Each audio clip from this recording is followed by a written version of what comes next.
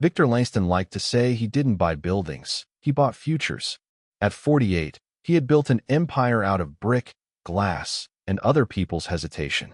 Where others saw aging neighborhoods and narrow streets, he saw mixed-use developments, rooftop patios, underground parking, and profit margins that made investors lean forward in their chairs.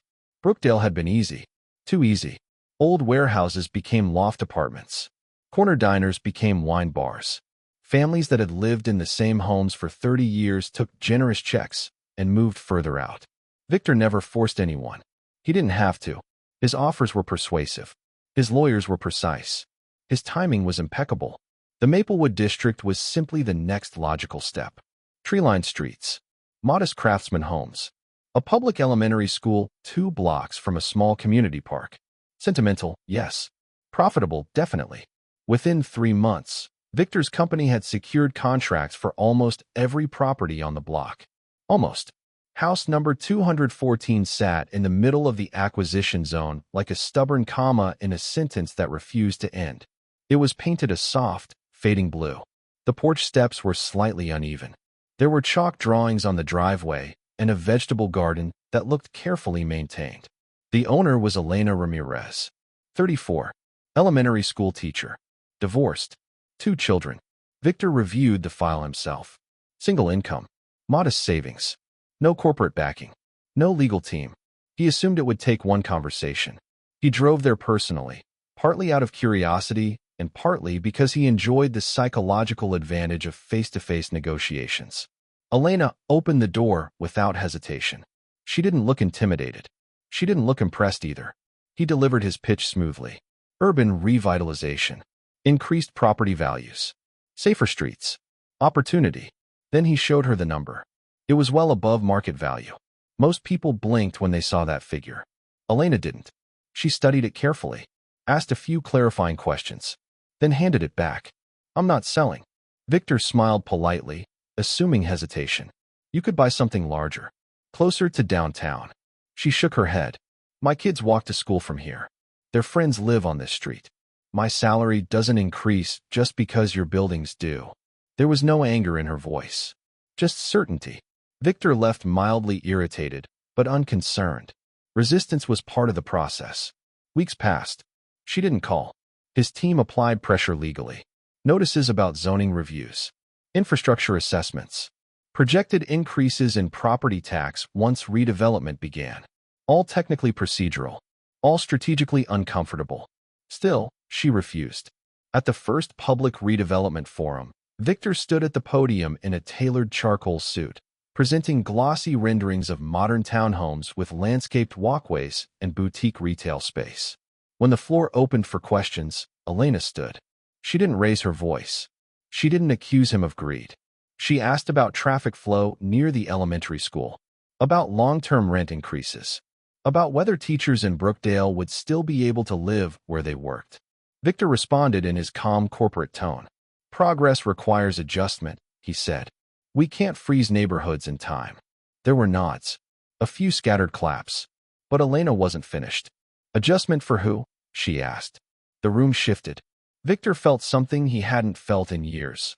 Public resistance that wasn't emotional, but intelligent. At the second meeting, tension was thicker. Elena referenced city planning codes, cited environmental density limits. She had clearly done her homework. Victor interrupted her mid-sentence. If this development causes you stress, he said coolly, perhaps accepting a very generous offer would resolve that. There was a faint ripple of laughter from a few supporters in the room. Elena's cheeks flushed, but she didn't respond. In the back row, 2 children sat quietly, watching. Victor didn't notice, but others did. A week later, a small article appeared in the local paper describing the clash between a developer and a local teacher. Victor dismissed it. Then something unexpected happened. Brookdale's longtime zoning commissioner resigned abruptly for health reasons. An interim replacement would be appointed immediately. Victor barely paid attention until his assistant forwarded an email. All Maplewood redevelopment plans were temporarily paused pending review by the new commissioner. Paused. Victor hated that word. The next zoning meeting was standing room only. Victor arrived confident, rehearsed, prepared to push through procedural delays.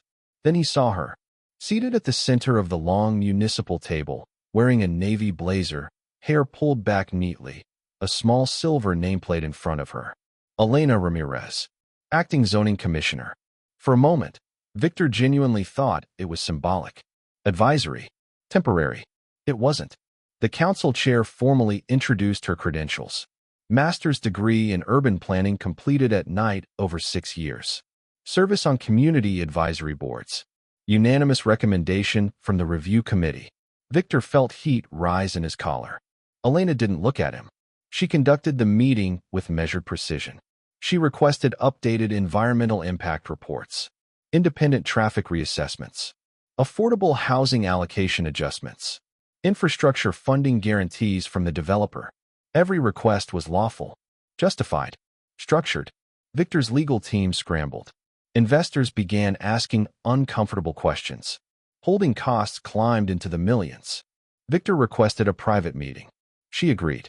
This time, they met in her office at City Hall. No garden, no porch, no chalk drawings, just policy binders and framed city maps. Victor tried diplomacy first. This project benefits Brookdale. It could, she replied evenly. You're delaying economic growth. I'm ensuring sustainable growth. Her tone wasn't vindictive. It was controlled. Then she said something that caught him off guard. You humiliated me publicly. Victor inhaled sharply. That wasn't personal. It was, she said quietly. My children were in that room. Silence pressed against the walls. Victor searched for a counterargument. There wasn't one. She slid a document across the desk. These are the modifications required for approval. Reduced density. Preserved green space. Mandatory affordable units. Developer-funded improvements to school traffic infrastructure. The projected profit margin dropped significantly. Not catastrophic, but no longer spectacular. Victor left the office furious. He considered litigation, political pressure, media narratives framing her as obstructionist. His attorneys advised caution. She followed procedure perfectly, they told him. Public opinion is on her side.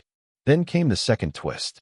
Polling data showed Elena leading strongly in the upcoming election to secure the permanent commissioner role. People remembered that meeting. They remembered the laugh.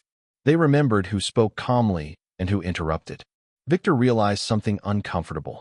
He had underestimated her because she was a single mother in a modest house.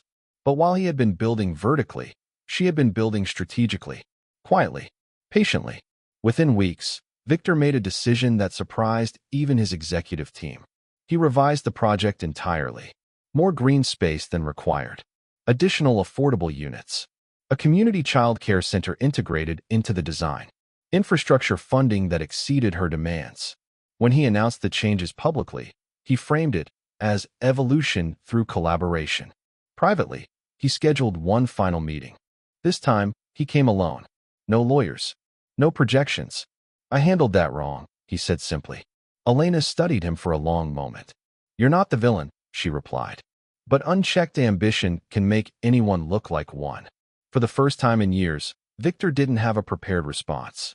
The Maplewood development launched the following year. Smaller, balanced, still profitable, just not exploitative. Elena won the election decisively. Victor continued building across Brookdale. But something had shifted. At future forums, he waited for residents to finish speaking. He didn't interrupt, because he had learned something no market analysis had ever shown him. Influence isn't permanent. Power rotates.